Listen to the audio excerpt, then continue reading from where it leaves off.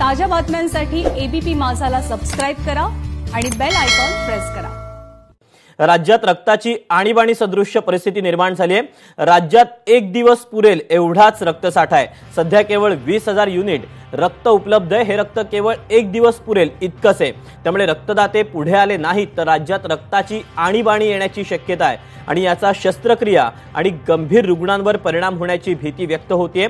कोरोनाच्या भीतीने रक्तदाते हे रक्तदानाकडे पाठ फिरवत असल्याचं चित्र आहे। मुख्यमंत्री उद्धव ठाकरे यांनी सुद्धा रक्तदानासाठी पुढे या असं आवाहन केलेलं आहे। याबद्दलचे अपडेट देण्यासाठी दीपेश त्रिपाठी आपल्या सोबत आहे। दीपेश, आणीबाणी सदृश्य अशीच परिस्थिती ही म्हणावी लागेल, अधिकचे अपडेट। निश्चितच दीपक, कोरोना काळामध्ये एक सगळ्यात मोठा फटका बसलेला आहे तो म्हणजे रक्त पुरवठ्याला। राज्यामध्ये फक्त 20,000 युनिट्स इतकाच रक्त पुरवठा उपलब्ध आहे, जो फक्त एक दिवसच चालेल। आणि त्यातही मुंबईची परिस्थिती अतिशय बिकट आहे, कारण मुंबईमध्ये 3,500 युनिट्स रक्ताच्या उपलब्ध आहेत। मुंबईला हा जो युनिट आहे ते एका दिवसातच मुंबईला जर मोठे शस्त्रक्रिया असतील तर 3,500 ते 4,000 रक्त युनिट एका दिवसाला मुंबईला लागतात।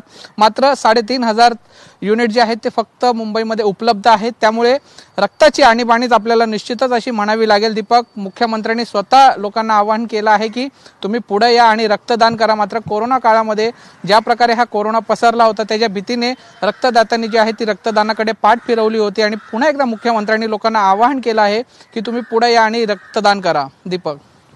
दीपेश, धन्यवाद दिलेल्या सगळ्या सविस्तर माहितीबद्दल।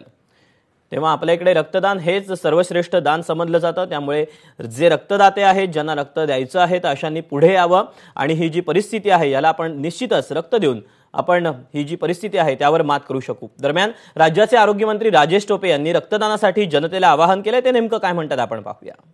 अनेशा आमच्या आदरणीय नेते पवार साहेबांचा वाढदिवस आहे आणि त्याचं एक औचित्य साधणं आणि त्याच्या माध्यमातून मोठ्या पद्धतीनं राज्याच्या सर्व रुग्णांना त्यांच्या रक्ताची गरज भागवणं हे सुद्धा मला वाटतं खूप महत्त्वाचं मला वाटलं।